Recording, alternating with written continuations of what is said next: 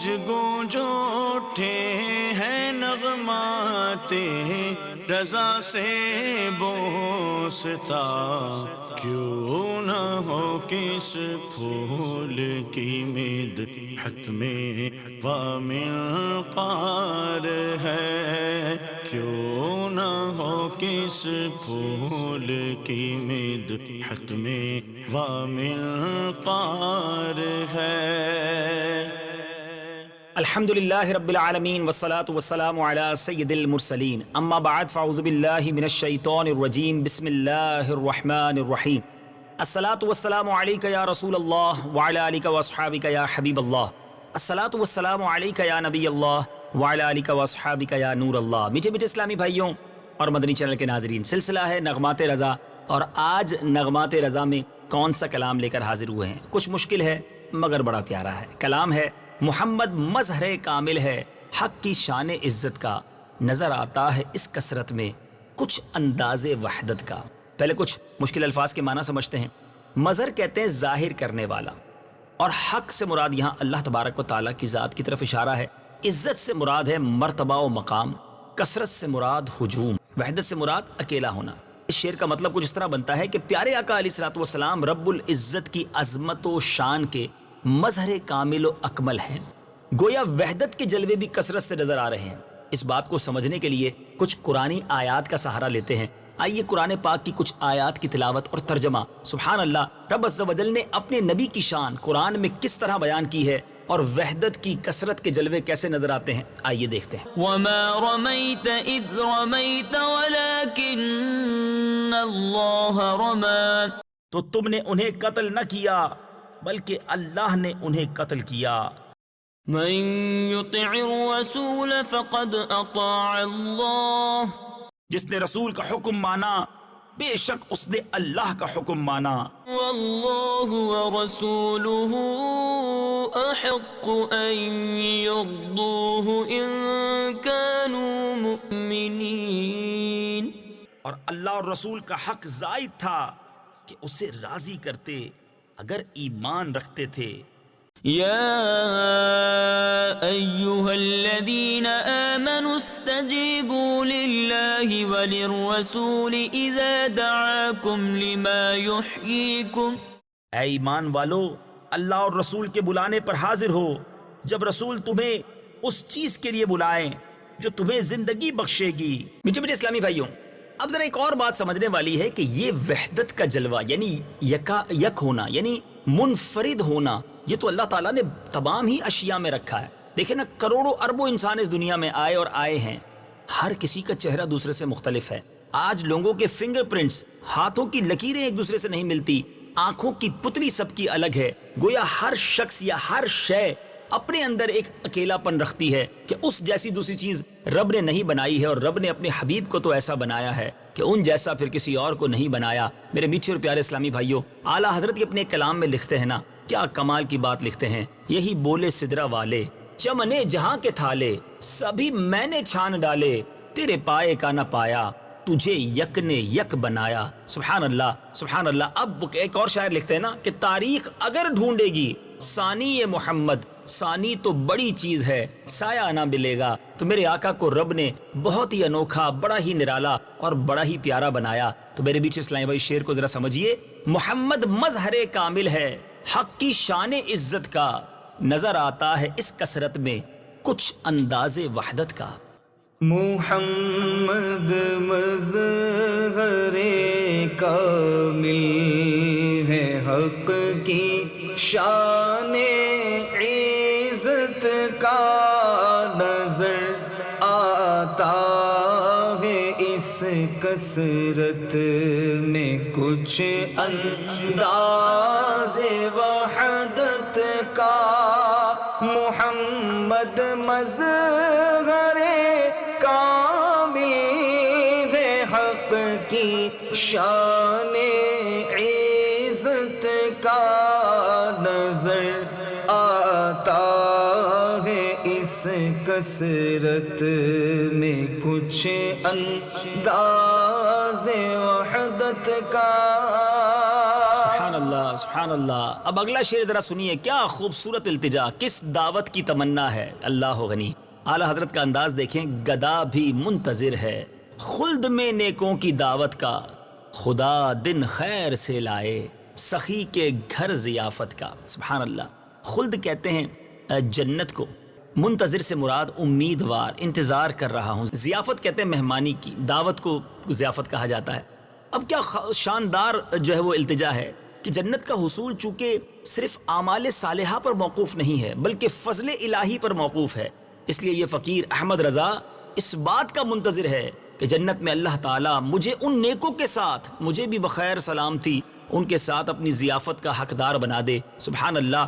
بہت خوبصورت بات شیخ سعدی فرماتے جس کا ترجمہ ہے کہ میں نے سن رکھا ہے قیامت کے دن بروں کو نیکوں کے طفیل بخشا جائے گا، تو اے اللہ جس دن نیکوں کی دعوت جنت میں ہو مجھے بھی اس دعوت میں شرکت کا موقع عطا کر دے. میں بھی منتظر ہوں کہ مجھ پر بھی اچھوں کے صدقے کرم ہو جائے گا. اعلیٰ حضرت نے اسی طرح کی کچھ التجا اچھوں کے صدقے التجا کس پیارے انداز میں ایک اور کلام میں کینا کہ تیرے صدقے مجھے ایک بوند بھی بہت ہے تیری، تیرے صدقے مجھے ایک بوند بھی بہت ہے تیری، جس دن اچھوں کو ملے جام چھلکتا تیرا.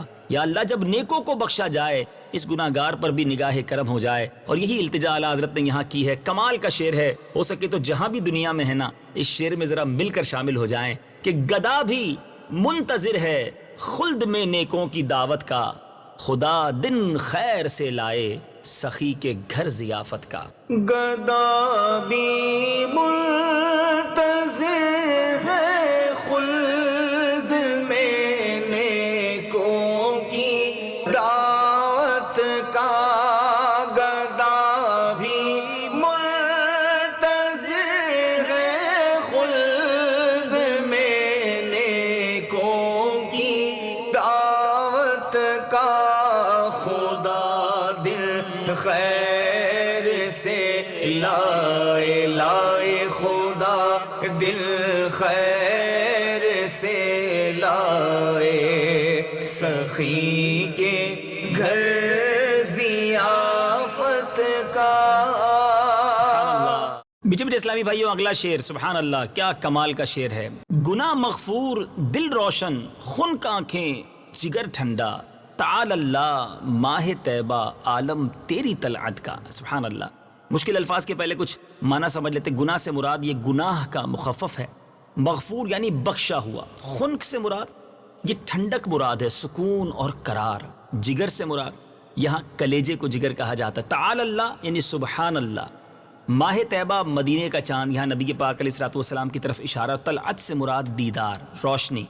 کمال کا شعر ہے کہ یا رسول اللہ صلی اللہ تعالی علیہ وسلم آپ کی زیارت بھی کیسی انوکھی ہے، آپ کا چہرہ کیسا دل ربا ہے کہ جس کا کوئی دیدار کر لے تو اس کے گناہ معاف ہو جاتے ہیں، گناہ مغفور ہو جاتے ہیں، آنکھوں میں نور ہو جاتا ہے، دلوں میں سرور پیدا ہو جاتا ہے. جبھی تو حضرت ابوبکر صدیق رضی اللہ تعالیٰ عنہ کی زندگی کی جب سب سے بڑی خواہش پوچھی گئی تو ایک بار آپ نے فرمایا کہ النظر علی وجہ رسول اللہ، میری زندگی کی تمنا سب سے بڑی خواہش یہ ہے کہ پیارے آقا علیہ الصلوۃ والسلام کے چہرہ انور کا دیدار کرتا رہوں. ایک اور جگہ صدیق اکبر رضی اللہ تعالیٰ سے پوچھا گیا کہ آپ کی زندگی کی سب سے بڑی 3 خواہشیں کون سی ہیں. میں ایک سوال مدنی چینل کے ناظرین سے بھی کرنا چاہتا ہوں. اگر آپ سے کوئی پوچھے کہ آپ کی زندگی کی سب سے بڑی خواہش کیا ہے، ہو سکتا ہے کوئی کہے گا کہ فلاں ملک میں جانا ہے، فلاں گھر بنانا ہے، فلاں سوسائٹی میں گھر چاہیے، ویسی گاڑی چاہیے. دیکھو صدیق اکبر جو کہ عاشق اکبر ہیں، ان کی تمنا کیا ہے؟ کہتے ہیں النظر الیک وانفاق مال علیک والجلوس بین یدیک. اللہ اکبر. عاشق اکبر جبھی تو نہیں ہے نا. کہتے ہیں میری پہلی خواہش ہے کہ نبی پاک کو دیکھتا رہوں. النظر الیک وانفاق مال علیک، اپنا مال پیارے آقا پر خرچ کرتا رہوں. اور پھر کہتے ہیں والجلوس بین یدیک، بس نبی پاک کے دربار میں حاضر رہوں. عاشق اکبر کے دل کی خواہشیں تھی نا، کیسے پوری ہوئیں؟ نبی پاک علیہ الصلوۃ والسلام کا دیدار تو آپ نے زندگی بھر کیا، مگر جو غار ثور میں نبی پاک نے آپ کی گود میں آرام فرمایا، اس وقت دنیا میں فقط ابو بکر صدیق رضی اللہ تعالیٰ جو نبی پاک کا دیدار کر رہے. کیسی تمنا پوری ہوئی. One and only in the world. علماء کہتے ہیں اس وقت صدیق اکبر جس عبادت میں مصروف تھے، دنیا میں کوئی اور یہ عبادت نہیں کر رہا تھا کہ نبی پاک کا جلوہ. اور ذرا غور کریں جب کوئی گود میں ہو تو بندہ کیسی توجہ سے دیدار کر سکتا ہے، کیا ابرو دیکھے ہوں گے، کیا آنکھیں دیکھی ہوں گی، کیا رخسار دیکھے ہوں گے. اللہ غنی. پھر دوسری تمنا وانفاق مالی علیک. ایک بار نہیں، ایک سے زائد بار. غزوہ تبوک کا واقعہ تو آپ نے کئی بار سنا ہوگا. سب کچھ نبی پاک پر لٹا دیا، بالکل ایوری تھنگ پیارے آقا پر لٹا دیا۔ اللہ نے پھر عطا فرمایا۔ اور تیسری تمنا کیسے پوری ہوئی؟ والجلوس بین یدیک، کہ سرکار علیہ الصلوۃ والسلام کی صحبت میں رہوں، ان کے قدموں میں رہوں۔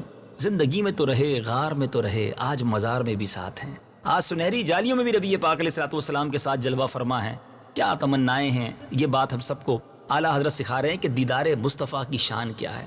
اللہ مجھے اور آپ کو بھی اس مبارک شعر کے صدقے، اس مبارک کلام کے صدقے نبی پاک علیہ الصلوۃ والسلام کی زیارت نصیب فرمائے۔ شاندار شعر: گناہ مغفور، دل روشن، خنک آنکھیں، جگر ٹھنڈا، تعال اللہ ماہ طیبہ، عالم تیری طلعت کا۔ گناہ مغفور، دل روشن، خون کا آنکھیں، جگر ٹھنڈا۔ گناہ مغفور، دل روشن، خون کا آنکھیں، جگر ٹھنڈا۔ تعال اللہ ماہ طیبہ، عالم تیری طلعت کا۔ تعال اللہ ماہ طیبہ، عالم تیری طلعت کا۔ سبحان اللہ۔ اگلے شعر کی طرف چلتے ہیں۔ نہ رکھی گل کے جوش حسن نے گلشن میں جا باقی، نہ رکھی گل کے جوش حسن نے گلشن میں جا باقی، چٹک تھا پھر کہاں غنچہ کوئی باغ رسالت کا۔ کمال کی بات کرتے ہیں اعلیٰ حضرت۔ ذرا مشکل الفاظ پہلے سمجھ لیں۔ گل سے مراد پھول ہے، جوش حسن سے مراد حسن کی زیادتی، گلشن سے مراد باغ، اور جا سے مراد یہاں ہے جگہ۔ چٹکنا یعنی کھلنا، غنچہ کہتے ہیں کلی کو۔ یہ ختم نبوت کی طرف شاندار اشارہ ہے شعر میں۔ اعلیٰ حضرت فرماتے ہیں کہ گلشن نبوت میں کئی پھول کھلے اور کئی بہاریں آئیں، لیکن آپ کی رسالت کا ایسا پھول کھلا کہ جس نے اپنے بعد کسی پھول، کسی کلی کے کھلنے کی گنجائش نہ رکھی۔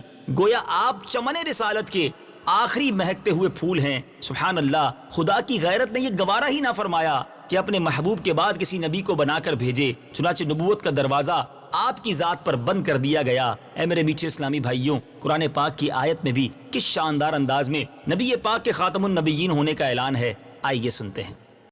ما كان محمد أبا أحد من رجالكم ولكن رسول الله وخاتم النبيين وكان الله بكل شيء عليما۔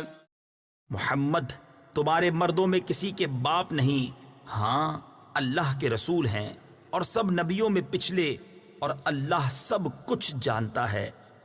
سبحان اللہ۔ نبی پاک نے خود بھی فرمایا نا، میرے بعد کوئی نبی نہیں، میں خاتم النبیین ہوں۔ سبحان اللہ۔ تو اسی ختم نبوت کی طرف شاندار اشارہ ہے۔ ایک اور شاعر بڑی پیاری بات لکھتے ہیں نا، رخ مصطفیٰ ہے وہ آئینہ کہ اب اس جیسا دوسرا آئینہ، نہ کسی کے بزم خیال میں، نہ دکان آئینہ ساز میں۔ کیا بات ہے میرے آقا علیہ الصلوۃ والسلام کی شاندار ختم نبوت کا جو ہمارا عقیدہ ہے، کس انداز میں اعلیٰ حضرت نے بیان کیا۔ نہ رکھی گل کے جوش حسن نے گلشن میں جا باقی، چٹکتا پھر کہاں غنچہ کوئی باغ رسالت کا۔ نہ رکھی گل کے جوش حسن نے گلشن میں جا باقی،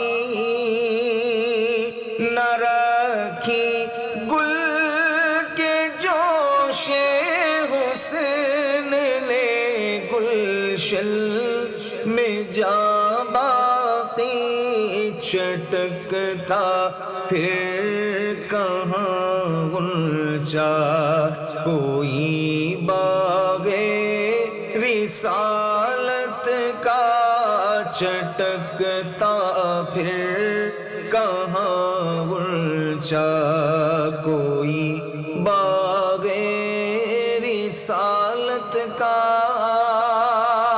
سبحان اللہ، سبحان اللہ۔ اگلا شعر کیا شاندار منظر کشی کر رہا ہے، اور انشاءاللہ ہمارے لیے بھی ضرور کرم ہوگا۔ اعلیٰ حضرت لکھتے ہیں، صفے ماتم اٹھے، خالی ہو زنداں، ٹوٹی زنجیریں، گناہ گاروں چلو، مولا نے در کھولا ہے جنت کا۔ سبحان اللہ۔ اس کے مشکل الفاظ پہلے سمجھ لیتے ہیں۔ صفے ماتم اٹھے یعنی خوشی حاصل ہو، ماتم یعنی غم ختم ہو جائے. یہ محاورہ ہے اور شاندار انداز میں یہ استعمال کیا گیا. زندہ کہتے ہیں جیل، قید خانے کو. ٹوٹی زنجیریں یعنی آزادی ملنا. اور یہاں سبحان اللہ نبی پاک علیہ الصلوۃ والسلام کی جب شفاعت ہوگی، جنت کا دروازہ کھلے گا، تو جو غم زدہ ہوں گے، جو تکلیف میں ہوں گے، جنہیں خوف ہوگا کہ گناہوں کے سبب ہمارا کیا بننا ہے، گھبراؤ نہیں. جب نبی پاک شفاعت کا دروازہ کھولیں گے، اپنی امتوں کی شفاعت فرمائیں گے، تو پھر انشاءاللہ سارے گناہ گاروں کا بیڑا پار ہو جائے گا. اعلیٰ حضرت نے یہی منظر کشی ایک اور کلام میں بھی کی نا. فرماتے ہیں ٹوٹ جائیں گے گناہ گاروں کے فوراً قید و بند، حشر کو کھل جائے گی طاقت رسول اللہ کی. ایک اور کلام میں اعلیٰ حضرت لکھتے ہیں پیش حق مجدہ شفاعت کا سناتے جائیں گے، آپ روتے جائیں گے، ہم کو ہنساتے جائیں گے. وسعتیں دی ہیں خدا نے دامن محبوب کو، جرم کھلتے جائیں گے اور وہ چھپاتے جائیں گے. ضرور کرم ہوگا اور انشاءاللہ جب اعلان ہوگا کہ چلو گناہ گاروں، نبی پاک نے شفاعت کی ہے اور جنت کا دروازہ کھل گیا ہے، تو انشاءاللہ ہم بھی آقا کے پیچھے پیچھے جنت میں داخل ہوں گے. شعر کو جھوم کر پیارے آقا کی شفاعت کے اس منظر کو ذہن میں لا کر ذرا سنیے گا اور پڑھیے گا تو ایمان تازہ ہوگا. صفے ماتم اٹھے خالی ہو زندہ، ٹوٹے زنجیریں، گناہ گاروں چلو مولا نے در کھولا ہے جنت کا. صفے ماتم اٹھے خالی ہو زندہ، ٹوٹے زنجیریں. صفے ماتم اٹھے خالی ہو زندہ، ٹوٹے زنجیریں. گناہ گاروں چلو مولا، گناہ گاروں چلو مولا، مولا گناہ گاروں چلو مولا نے در کھولا ہے جنت کا. گناہ گاروں چلو مولا نے در کھولا ہے جنت کا. سبحان اللہ سبحان اللہ. اگلا شعر ذرا سنیے. ادھر امت کی حسرت پر، ادھر خالق کی رحمت پر. ادھر امت کی حسرت پر، ادھر خالق کی رحمت پر، نرالا طور ہوگا گردش چشمے شفاعت کا. اللہ غنی اللہ غنی. ذرا مشکل الفاظ کے پہلے معنی سمجھیں. اب یہاں اعلیٰ حضرت لکھتے ہیں طور کہتے ہیں طرز کو، طریقے کو. نرالا سے مراد انوکھا. اب گردش یعنی گھومنا گھمانا. چشم کہتے ہیں آنکھ کو. اعلیٰ حضرت امام اہل سنت نے کمال کی منظر کشی کی ہے کہ ایک طرف تو گناہ گار ہوں گے، امتی پریشان ہوں گے، پیارے آقا ان کے لیے غمزدہ ہوں گے، اور دوسری طرف رب کی بارگاہ میں التجا کر رہے ہوں گے، امید ہوگی رحمت کی کہ یا اللہ میرے یہ گناہ گار امتی ہیں، کرم فرما دے. یعنی کبھی اللہ کی رحمت کی طرف نظر ہوگی، کبھی امت کی حسرت کی طرف نظر ہوگی. اور چشم شفاعت گویا اس طرح انوکھا انداز ہوگا کہ کبھی رب کی رحمت کی طرف ٹکٹکی بندی ہوگی کہ یا اللہ کرم فرما دے. امتی امتی کی صدائیں ہوں گی، اور کہیں حسرت سے امت کی تکلیف کو دیکھ رہے ہوں گے. نبی پاک کو کتنی تکلیف، اس دن کتنی فکر ہوگی اپنی امت کی. اللہ غنی. مولانا حسن رضا خان صاحب اپنے کلام میں لکھتے ہیں نا کہ وہ پاک دل کے نہیں جس کو اپنا اندیشہ ہجوم فکر و تردد میں گھر گیا ہوگا. عزیز بچے کو ماں جس طرح تلاش کرے، خدا گواہ یہی حال آپ کا ہوگا. میرے آقا اپنے امتیوں کی پکار سن کر فکر مند ہوں گے اور رب کی بارگاہ میں فریاد کریں گے، سجدہ ریز ہوں گے. کیسے آقا ہمیں ملے ہیں جو خود امت کو تلاش کر کر کے، گناہ گاروں کو تلاش کر کر کے جنت میں لے جائیں گے. سبحان اللہ. پھر کیوں نبی پاک کی سنتوں پر عمل نہ کیا جائے؟ پھر کیوں نہ ان سے ٹوٹ کر پیار کیا جائے؟ سبحان اللہ. اعلیٰ حضرت کیا شاندار بات لکھتے ہیں. محشر کے اس دن میرے آقا کی کیفیت کو بیان کر رہے ہیں. ادھر امت کی حسرت پر، ادھر خالق کی رحمت پر، نرالا طور ہوگا گردش چشمے شفاعت کا. ادھر امت کی حسرت پر، ادھر خالق کی رحمت پر. ادھر امت کی حسرت پر، ادھر خالق کی رحمت پر. نرالا طور ہوگا گردش چشم شفاعت کا. نرالا طور چشم شفاعت کا. سبحان اللہ. اب نبی پاک کس طرح اپنے امتی کے لیے فکر مند ہوا کرتے ہیں؟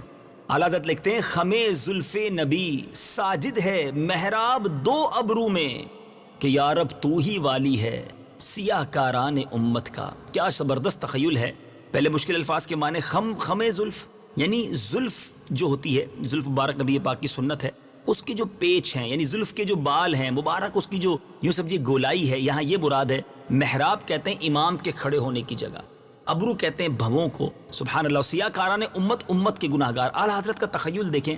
آپ فرماتے ہیں کہ جب نبی پاک علیہ الصلوۃ والسلام کو گناہ گاروں کی، امت کے گناہ گاروں کی یاد آتی ہے، ان کی شفاعت کا خیال آتا ہے، ان کے لیے رب کی بارگاہ میں دعا کرنی ہوتی، تو سجدے میں محراب میں سجدہ کرنے جب میرے آقا سر جھکاتے تو پیارے آقا کی جو زلفیں ہیں، چونکہ بندہ جب سجدے میں جائے تو بال آگے آ جاتے ہیں، سجدے میں جاتے ہیں تو نبی پاک کی زلفیں گویا ابرو پر آ جاتی ہیں اور اللہ کی بارگاہ میں دعا کرتی ہیں کہ یا اللہ میری امت کے گناہ گاروں کی بخشش فرما دے. اب ہو سکتا ہے کسی کے ذہن میں یہ خیال آئے کہ کیا زلفیں بھی دعا کر سکتی ہیں؟ ارے میرے آقا تو وہ ہیں جس برتن میں کھایا کریں وہ برتن تسبیح بیان کرنا شروع کر دے، پتھر انہیں سلام کریں، درخت جنہیں آ کر سجدہ کریں، تو یہ تو میرے آقا کی مبارک زلفیں ہیں. امت کا خیال نبی پاک کو کتنا کہ سجدے میں گر کر بھی سیاہ کاران امت کے لیے دعائیں کیا کرتے. نبی پاک اتنے لمبے بعض اوقات سجدے اور قیام کیا کرتے کہ پیروں میں ورم آ جاتا، رات بھر رویا کرتے اس امت کے لیے. اے اسلامی بھائیوں، مدنی چینل کے ناظرین، ہمارے آقا ہمیں کسی لمحے نہیں بھولے، اس گناہ گار امت کو یاد کرتے رہے. وہ امتی کیسا ہے جو اپنے آقا کو بھول گیا؟ اعلیٰ حضرت ہی کا تو پیغام ہے نا کہ جو نہ بھولا ہم غریبوں کو رضا، یاد اس کی اپنی عادت کیجئے. ذرا نبی پاک کا امت سے پیار اور خیال دیکھیے. اس شعر کو سنیے. خمِ زلف نبی ساجد ہے محراب دو ابرو میں کہ یا رب تو ہی والی ہے سیاہ کاران امت کا. خمِ زلف نبی ساجد ہے محراب دو ابرو میں. خمِ زلف نبی ساجد ہے محراب دو ابرو میں کہ یا رب تو ہی والی ہے مولا کے یا رب تو ہی والی ہے سیاہ کاران امت کا کہ یا رب تو ہی والی ہے سیاہ کاران امت کا. اگلے شعر کی طرف چلتے ہیں. کیا خوبصورت التجا ہے کہ نبی پاک علیہ الصلوۃ والسلام کرم فرمائیں اور اپنا دیدار عطا فرمائیں. سبحان اللہ. الہی منتظر ہوں وہ خرام ناز فرمائیں، الہی منتظر ہوں وہ خرام ناز فرمائیں. بچھا رکھا ہے فرش آنکھوں سے کم خواب بصارت کا. سبحان اللہ. ذرا مشکل الفاظ سمجھ لیں. پہلے خرام ناز کہتے ہیں ناز و ادا سے چلنا یعنی کرم فرمانا. کم خواب کہتے ہیں قیمتی کپڑے کو بھی کم خواب کہا جاتا ہے. اور بصارت سے مراد آنکھوں کا نور ہے. اعلیٰ حضرت نے بڑی پیارے انداز میں التجا کی ہے دیدار مصطفیٰ کی کہ اے میرے اللہ، میں تو اس انتظار میں آنکھیں فرش کیے پلکیں بچھائے بیٹھا ہوں کہ تیرے محبوب میرے غریب خانے پر تشریف لائیں، اپنی مخصوص نورانی چال چلتے ہوئے اکرم فرمائیں، کیونکہ میری آنکھوں نے ان کے قدموں کے لیے کم خواب بصارت کا یعنی قیمتی، یعنی دوسرے لفظوں میں یوں کہیے کہ پلکیں بچھا رکھی ہیں، قالین بنا کر بچھا رکھا ہے. میرے آقا کرم فرما دیں. اور اس طرح کا انداز تو کئی شعراء نے اپنایا. کیا خوبصورت بات. مولانا جامی لکھتے ہیں نا، جو سوئے من گزر آری من مسکین ناداری فدائے نقش نالے نک کنم جا یا رسول اللہ. آقا آپ مجھ مسکین کی طرف جب رنجا فرمائیں تو آپ کے قدموں کی خاک پر، آپ کے نالین کے نقش پر جامی اپنی جان قربان کر دے. ایک اور شاعر لکھتے ہیں نا، شاید اس راہ سے خالد میرے آقا گزریں، شاید اس راہ سے خالد میرے آقا گزریں، اپنی پلکوں کو سرے راہ بچھائے رکھنا. اللہ کرے کہ ہماری راتیں ایسے گزریں کہ آنکھ بند ہونے لگے تو یہی تمنا ہو کہ جس در کا بنایا ہے گدا مجھ کو الہی، اس در پہ کبھی کاش یہ منگتا نظر آئے. اے کاش کبھی ایسا بھی ہو خواب میں میرے ہوں جن کی غلامی میں وہ آقا نظر آئے. خوبصورت التجا پیارے انداز میں. آئیے ہم بھی مل کر دہرا لیتے ہیں. اعلیٰ حضرت لکھتے ہیں الہی منتظر ہوں وہ خرام ناز فرمائیں، الہی منتظر ہوں وہ خرام ناز فرمائیں، بچھا رکھا ہے فرش آنکھوں نے کم خواب بصارت کا. الہی منتظر ہوں وہ خیرہ میں ناز فرمائے. الہی منتظر ہوں وہ خیرہ میں ناز فرمائے. بچھا رکھا فرشاں کو نے کم خواب بصارت کا. بچھا رکھا ہے فرشاں کو نے کم خواب بصارت کا. سبحان اللہ سبحان اللہ. اگلا شعر ذرا سنیے اور ایمان تازہ کیجئے.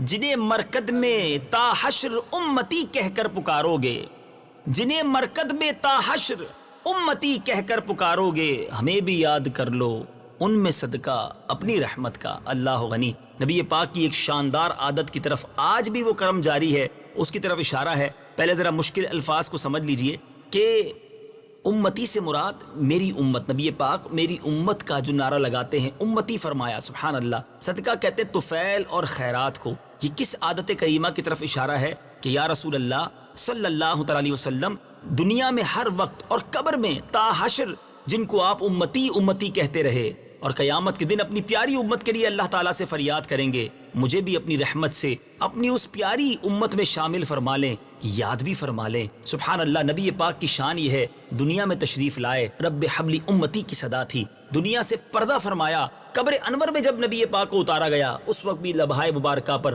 امتی امتی کی صدائیں ہیں. اور میرے آقا فرماتے ہیں احادیث کا یہ خلاصہ ہے. علماء تفاسیر میں لکھتے ہیں کہ آج بھی قبر منور میں میرے آقا اپنی امت کو امتی امتی کہہ کر یاد کرتے ہیں. میں بلکہ ایک اور آپ کو ایمان افروز بات بتانا چاہتا ہوں. امام اہل سنت ہی نے اپنی فتاوی رضویہ میں ایک جگہ لکھا ہے اور کمال کی بات لکھی ہے. فرماتے ہیں آج بھی اگر کسی مومن کے کان بجتے ہیں، کبھی آپ نے دیکھا ہوگا آپ کو ایسا لگتا ہے کہ میں نے کوئی کہیں سے آواز آئی ہے، لوگ کہتے ہیں تمہارے کان بج رہے ہیں. اللہ غنی. اعلیٰ حضرت فرماتے ہیں یہ وہ آواز ہے جو نبی پاک قبر انور میں امتی کو جو یاد فرما رہے ہیں نا، کبھی تمہارے کانوں سے جا کر وہ آواز ٹکراتی ہے، تمہاری روح کو سنائی دیتی ہے. جیسے ہی کسی کے کان بجیں اسے چاہیے کہ فوراً درود پاک پڑھ لیا کرے. اللہ غنی. کیسے آقا ملے ہمیں اور کتنی ایمان افروز بات ہے. اور اسی پکار کو اعلیٰ حضرت کتنے پیارے انداز میں اندیات فرما رہے ہیں. فرماتے ہیں جنہیں مرکد میں تا حشر امتی کہہ کر پکارو گے، ہمیں بھی یاد کر لو ان میں صدقہ اپنی رحمت. جنہیں مرقد میں تا حشر امتی کہہ کر پکارو گے، جنہیں مرقد میں تا حشر امتی کہہ کر پکارو گے، ہمیں بھی یاد کر لو ان میں صدقہ اپنی رحمت کا. ہمیں بھی یاد کر لو ان میں صدقہ اپنی رحمت کا. اگلے شعر کی طرف چلتے ہیں. کیا شاندار مقطع ہے اور یہ عطر کلام ہے. اعلیٰ حضرت لکھتے ہیں رضائے خستہ جوش بحر عصیاں سے نہ گھبرانا، کبھی تو ہاتھ آ جائے گا دامن ان کی رحمت کا. ذرا مشکل الفاظ کے پہلے معنی سمجھ لیتے ہیں. خستہ کہتے ہیں پریشان زخمی کو، بحر کہتے ہیں سمندر کو، عصیاں کہتے ہیں گناہ کو. اعلیٰ حضرت لکھتے ہیں کہ اے رضا، اے عاشق زار، خستہ دل پریشان رضا گھبراؤ نہیں.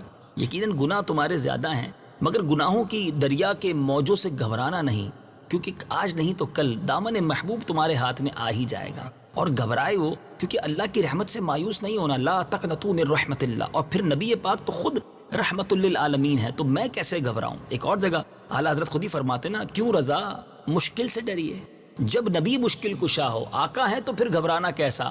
اور اعلیٰ حضرت نے رب کی رحمت اور نبی پاک کی شفاعت کی بات کی تو کیسے نرالے انداز میں کی کہ ڈر تھا کہ عصیاں کی سزا اب ہوگی یا روز جزا، دی ان کی رحمت نے صدا، یہ بھی نہیں وہ بھی نہیں، انشاءاللہ نہیں پھنسو گے، انشاءاللہ چھٹ جاؤ گے۔ نبی پاک بڑے کریم ہیں، اتنی پیاری نعت لکھ کے نبی پاک کی شفاعت کی تذکرہ کر کے اپنی برات کے لیے کیا خوبصورت التجا کی ہے کہ رضائے خستہ جوش بحر عصیاں سے نہ گھبرانا، کبھی تو ہاتھ آ جائے گا دامن ان کی رحمت کا۔ رضائے خواستہ جوش بہار عصیاں سے نہ گھبرانا، رضائے خواستہ جوش بہار عصیاں سے نہ گھبرانا،